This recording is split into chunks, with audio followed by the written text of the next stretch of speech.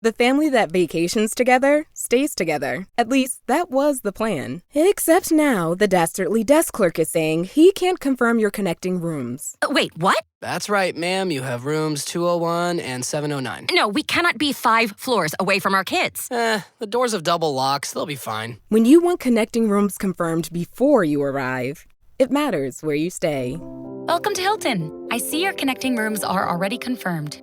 Hilton, for this day. Welcome to Marvelous Disney with Aaron Adams, the podcast that discusses the most recent doings at one of the more dynamic divisions of the Walt Disney Company, which is, of course, Marvel Entertainment. This is entertainment writer Jim Hill, and my co-host, the amazing Aaron Adams, and I are recording this week's episode on Wednesday, October 4th, 2023. So the spooky season is officially underway, right, Aaron? Yeah, full swing. As soon as October hits, I mean, there's all of the horror movies are playing, I know, on the TV downstairs because my wife absolutely loves the season and all the old classics, the Vincent Prices, the old Universal monsters. So it is absolutely the season of Halloween. But you've been actually in knee-deep in Halloween for a couple of weeks now because of your day job putting together commercials, right? Yeah, I'm like a quasi X-Men in a sort of way where I live about a month in the future from everybody else. Mm-hmm. So I've been working on, Halloween ads for various people who have like their haunted houses and such. And, you got to advertise that or, have the commercial ready because all of October they want to run that commercial. So I got to, be a step ahead. But by about a week before Halloween hits, I will transition into Thanksgiving. And then a week before Thanksgiving hits, I'll transition into Christmas. And then a week before Christmas, I'll transition into New Year ads. And then after that, I'm going to take a long break because everybody spent their money on Halloween, Thanksgiving, and Christmas and New Year's. So they really don't have a budget for advertising until you get to about like Valentine's Day. So that's my slow season where I could actually go take a freaking vacation. Oh, hey. There's an idea. Yeah. Okay. Spooky season, trick-or-treat time, folks. And I'm afraid we have a trick for you this week, folks, because episode 1 of season 2 of Loki drops on Disney Plus in 24 hours and 54 minutes. 9 p.m. East Coast time tomorrow, Thursday, October 5th. And Aaron and I have not seen this yet.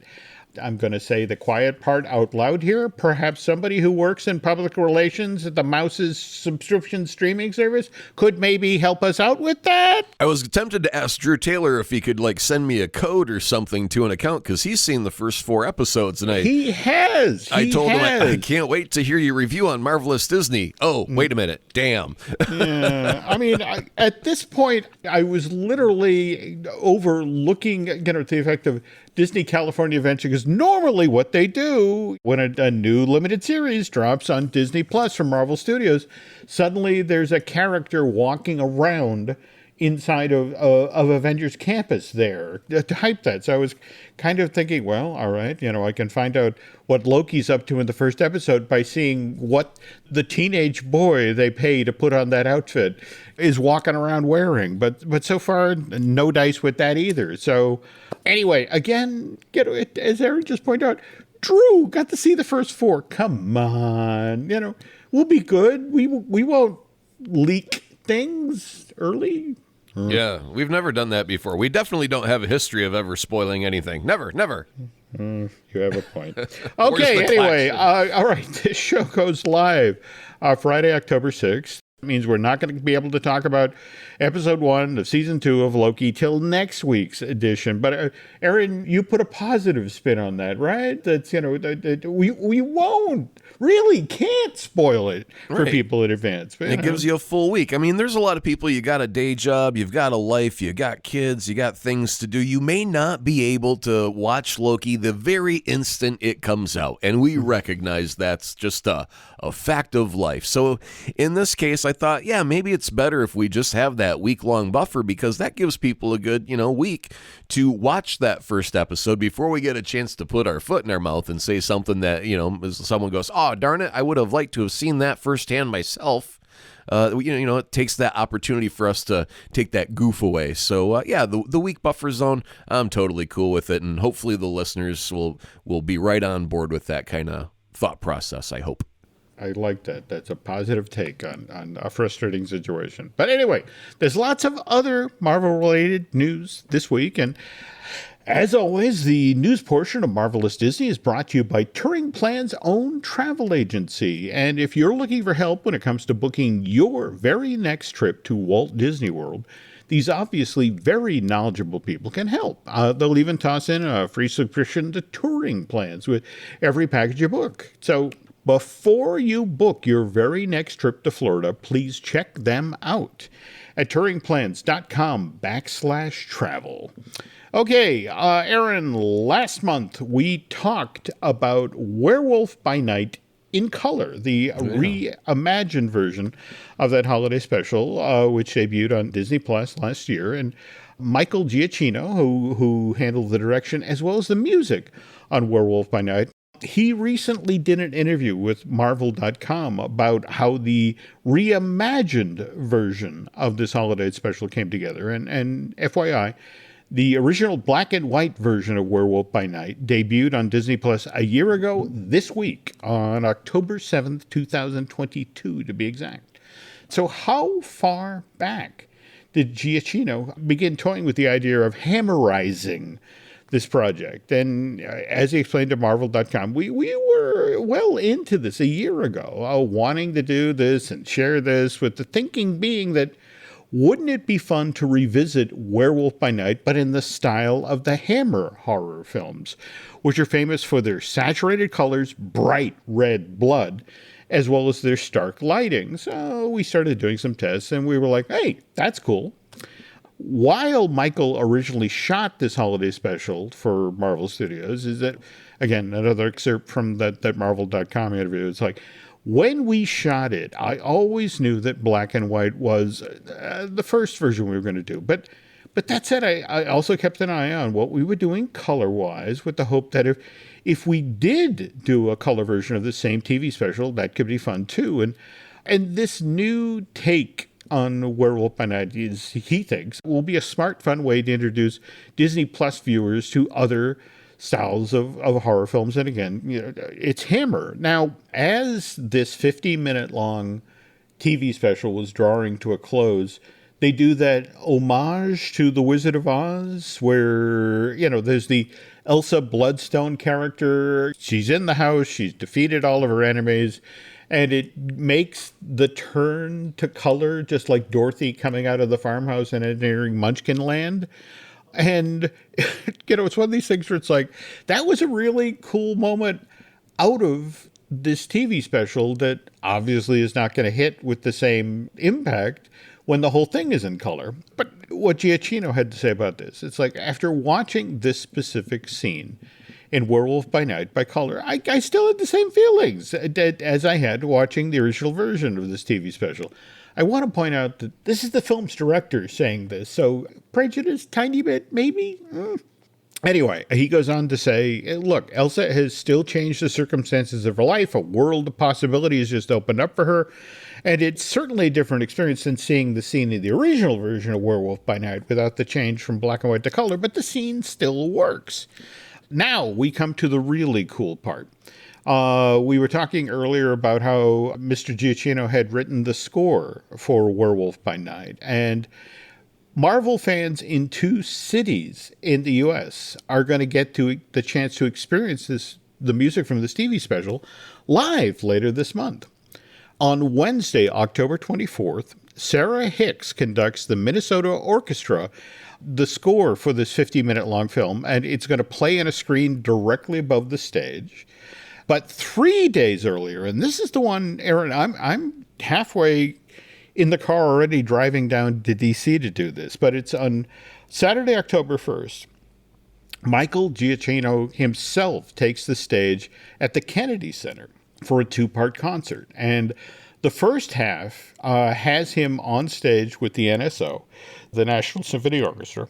And what they're doing is they are screening clips from classic horror films like Psycho, Phantom of the Opera, The Bride of Frankenstein, with a live orchestra playing the music that's actually written for those films or those scenes from the films live below that. But then Michael will then tell the audience, about, as somebody who's directed it as well, scored, so many films, about why that piece of music works so well, especially in a horror film, why you feel the way you feel. And then second half of the program is a full screening of Werewolf by Night with the NSO conducted by Giacchino himself. And like I said, I might actually need to drive down. Yeah, that's worth the ticket. That's a thing that is like a once-in-a-lifetimer type of deal. That sounds like a good time, yeah.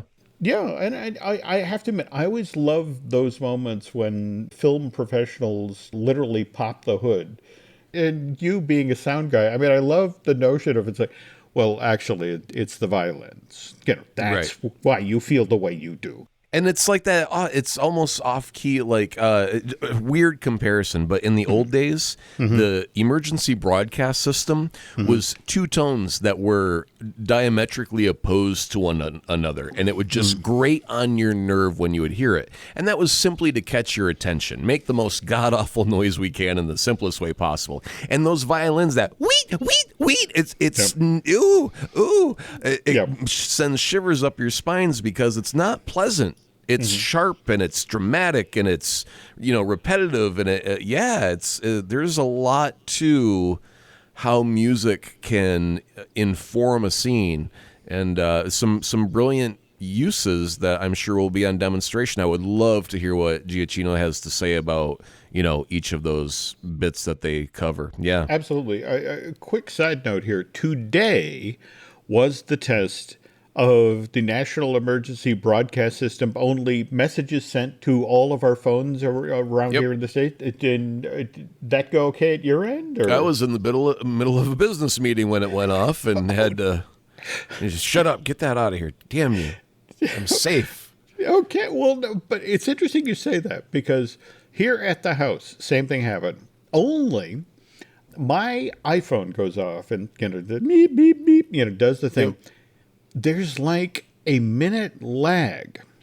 And then Nancy's Samsung goes off with the same thing. And then maybe 30 seconds after that, her laptop starts chiming with the same message. And I couldn't help but think that if it had been the tsunami, one of us would have survived. That's it exactly.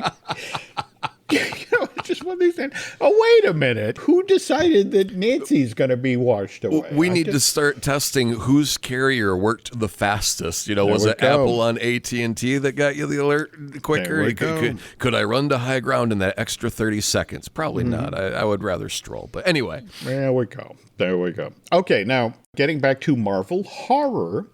Back in early 2020, Scott Derrickson, the director of the original Doctor Strange, opted out of directing the sequel to that October 2016 release. And back then, the word was it was an amicable split, which then, interestingly enough, left the door open for Sam Raimi to come in and direct Doctor Strange in the Multiverse of Madness. The blessing in disguise of the event. Yeah.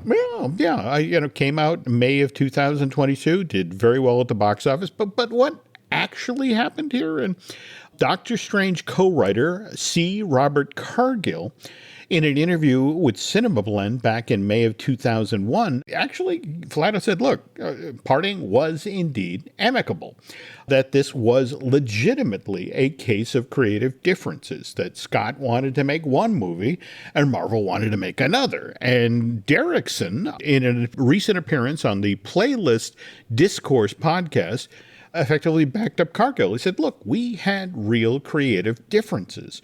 The movie that I wanted to make and how I wanted to make it was different than the one Marvel wanted me to make. And that is how you wind up making a really bad movie, I think. When the producer of the studio and the filmmaker each want to take a project in a different direction. That's how you wind up with a monstrosity. And very apt choice of words here, because the way it's been explained to me is that the version of the Multiverse of Madness that Derrickson wanted to make, again, his own words here, an extreme departure from the first Doctor Strange movie, and it would have been a genuine horror film of sorts. Didn't we get that kind of with Raimi? Was he going to push it further? Is that what he's trying to say with that?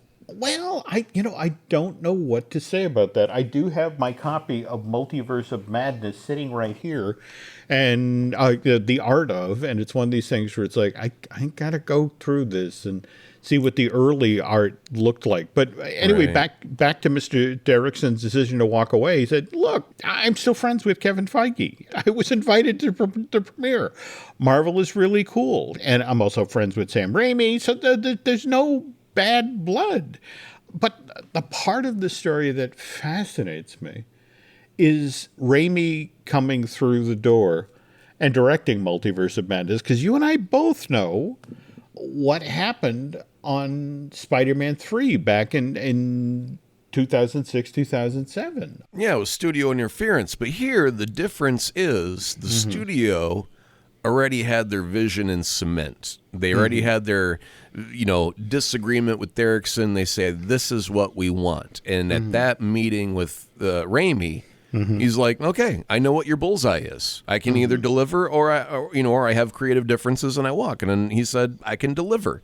And so I think, even though the studio interference Spider-Man 3 was a legit thing that really tarnished what could have been a beautiful, beautiful movie there. I think this is entirely different because the studio already had their creative difference with someone else. They had their true north set on their compass, and they said, can you captain the ship? And he went, yeah, I know where north's at. Let's go. Okay. No, that's an excellent observation. Okay. Worth noting here, by the way, that Sam is considered a very strong candidate to direct Avengers 6, The Secret Wars. And there's also been a lot of talk lately about Destin Daniel Cretton, the gentleman who directed Shang-Chi and the Legend of the Ten Rings, how he's supposedly been tapped to direct the Avengers film that will come before Secret Wars, and that'll be the Kang Dynasty. It was until earlier this week, news began bubbling up that Marvel Studios had supposedly decided to cancel the Kang Dynasty. And Wait a minute, the whole movie? Aaron, we're going to talk about this is how this is complete and other nonsense. Okay. On the second half of today's show. Every story you love, every invention that moves you, every idea you wished was yours, all began as nothing. Just a blank page with a blinking cursor, asking a simple question. What do you see? Great ideas start on Mac. Find out more on apple.com/Mac. This episode is brought to you by Nespresso. Gift magical mornings with Nespresso Virtuo Pop. Compact and stylish, Virtuo Pop is made to meet every morning coffee craving. From espresso to coffee, hot or iced, at the click of a button. And celebrate the season with Nespresso's limited edition coffee flavors. Sweet almond and hibiscus, cinnamon and candied tamarind, and festive double espresso. Magic in the making. Shop the holiday gift collection exclusively at Nespresso.com. Adobe Acrobat Studio, so brand new. Show me all the things PDFs can do. Do your work with ease and speed. PDF Spaces is all you need. Do hours of research in an instant with key insights from an AI assistant. Pick a template with a click. Now your prezzo looks super slick. Close that deal? Yeah, you won. Do that, doing that, did that, done. Now you can do that with Acrobat.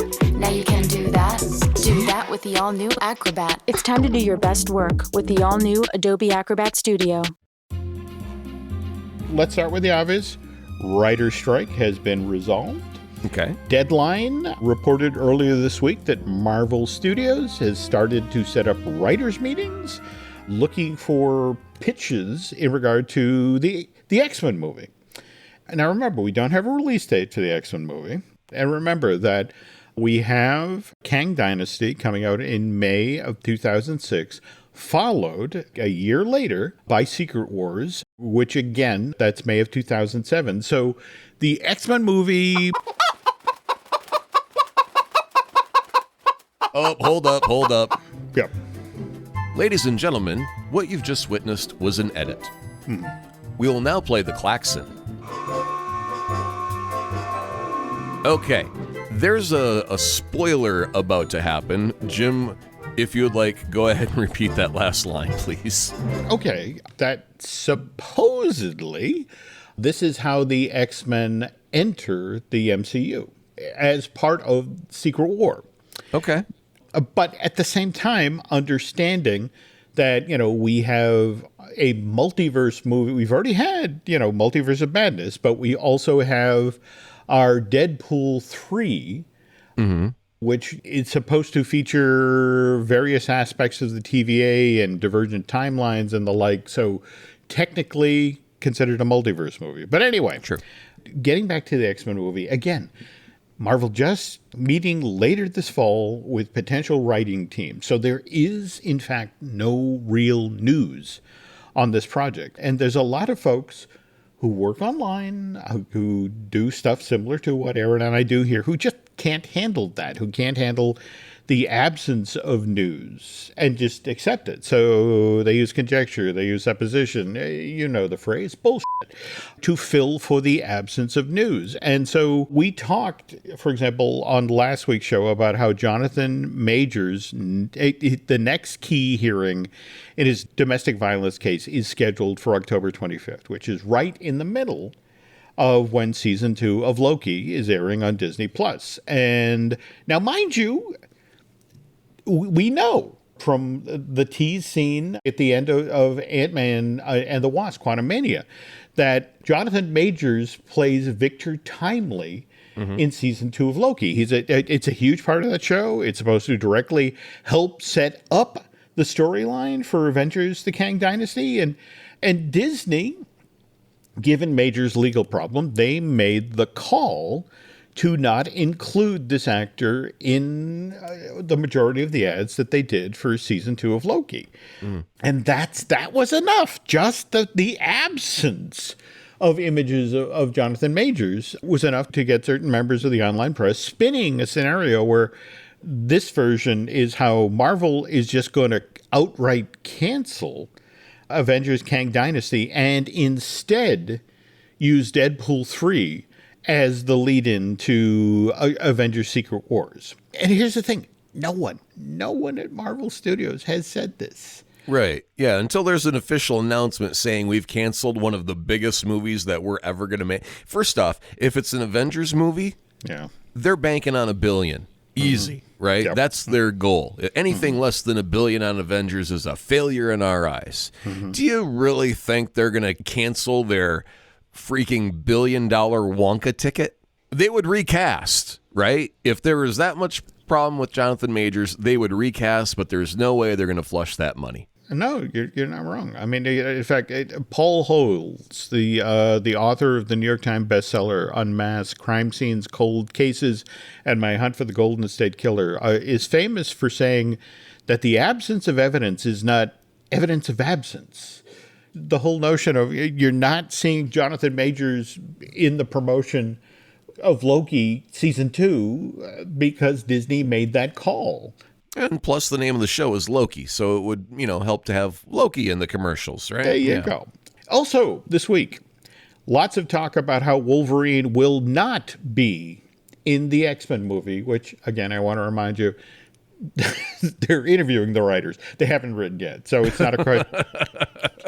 They have to negotiate a contract with Hugh before they can officially say, oh, by the way, Wolverine's in the next X-Men movie. But really, have we even ever had any X-Men movie that didn't have the dude in it? Like, there was one where he wasn't in it, and then all of a sudden they had young Xavier and Magneto go to recruit him in a bar, and he told him to F off, and that was like his 3-second cameo, but he was still there. He was. So, Okay, now, in this scenario, Deadpool 3 sets up Avengers: Secret War, which it then allows us to get a new X-Men movie. And I understand this, but Logan, obviously a huge part of Deadpool 3. More to the point, they can't kill him off because evidently one of the conditions of Hugh Jackman taking on this project was that they couldn't impact any of the events that we saw in Logan. Sure, that makes sense. Yeah. But at the same time, it's a multiverse. Anything can happen. All right, let's move to the real news here. Did you see that footage from this past weekend's New York Jets Kansas City Chiefs game? It's somewhere in the bowels of MetLife Stadium out there in the Meadowland. I was wondering why they were paired together, and it just was like, okay, well, it's famous people bumping into famous people at events, as happens. But then you told me that there's a little extra going on, and I was like, oh my God, tell me more. What was so funny initially was it's Taylor Swift coming through security in the bowels of MetLife Stadium, and she's with three older white gentlemen, right? But everybody's talking about, how, she's there to see her new boyfriend, Travis Kelce. And it was about 5 or 10 minutes after this clip aired, the internet started to lose their mind. It's like, wait a minute, the three older white gentlemen that went with Taylor through the security, that's Hugh Jackman, and that's Ryan Reynolds, and that's Sean Levy, the director of Deadpool 3. There had been a rumor out there earlier about how Taylor had been up for the part of Dazzler. All right, we got to stop here. I need to do my Super Bowl touchdown dance because I think it was 2 years ago, I called the fact that Dazzler needs to be in a movie. It needs to be cast by an actual real pop icon. I was thinking it could be like a young Disney starlet that's up and coming, but freaking Taylor Swift is the pinnacle of pop stardom. And if they actually get her to play Dazzler, that is peak chef's kiss perfection, and I applaud them from the highest mountain. Congratulations if that's the case. Well, I mean, again, we're going with strictly circumstantial speculation, speculation. But it seems kind of intriguing that it's one thing. Okay, celebrities hang out with celebrities, but it's like it's the director of Deadpool 3. All right. Suddenly that there's a certain credence to this, and let's also remember that this is not the first time that Marvel Studios has done this in its recent history. A pop star, a superhero. I mean, post-credit scene in The Eternals, November 2021, Eros, played by Harry Styles. Yeah, I forgot about that. Like, are we actually going to get to see this dude on screen again? I don't think we've got an Eternals 2 in the lineup anytime soon. So that means if he actually comes back, it's got to be by way of Secret Wars and, part of a massive team-up where we get, like Shang-Chi is kind of missing in action for a while. There's a lot of good characters that I would like to see more of, but we don't have movies for them yet. I hope they show up in Secret Wars. Hopefully Harry is in that pile as well. Yeah, I mean, look, we've talked at length about so many convergence of things that frankly slowed down Kevin Feige's plans, whether it's Bob Iger coming back and, him being confronted by the $70 billion in debt, from the Fox acquisition and trying to right the ship with Disney Plus, and Iger flat out saying that I think some of these limited series have dinged the value of Marvel's theatrical releases. And so it's one of these things where, you had a Bob Iger really stomping on the brake and never mind about what happened with COVID and never mind what just happened for the past 5 months with the writer's strike and the yet to be resolved actors strike. So to give you some idea of how screwed up my priorities are, Aaron, at the end of The Eternals, I wasn't particularly excited to see that Harry Styles was showing up. I was more excited about, oh my God, Patton Oswalt is voicing Pip. It's like, that him I want to see on screen, but Harry Styles, not so much. But Dazzler, so Taylor Swift, pop star by day, superhero by night. Yeah, I mean, it's like so Hannah Montana with Miley Cyrus, where, she's a normal girl and then she puts on the wig and goes on stage and does the thing. But it's like everybody knows Taylor Swift around the world, just her name. And, like the concert. how much are you paying for tickets? I know Len made a joke that, his daughter could have made a down payment on the house for the tickets she bought. Yep. But I mean, her concert is expensive, but it's going into theaters because people can't afford to go to the concert, so they buy a theater ticket.